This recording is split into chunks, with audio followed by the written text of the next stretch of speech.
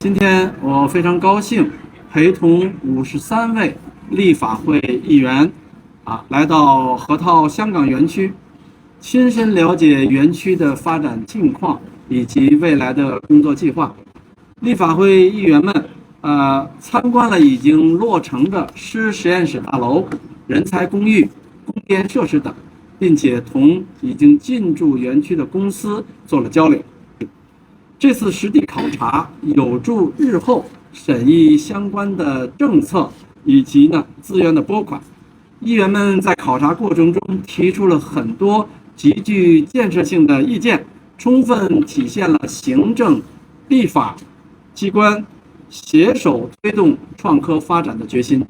園區嘅發展目標之一呢，係開闢制度創新嘅一個試驗田。未來立法會亦都會一如既往呢，係喺支持北部都會區、支持河套區嘅發展基礎上呢，做好審議工作，亦都會向政府提出更多切實可行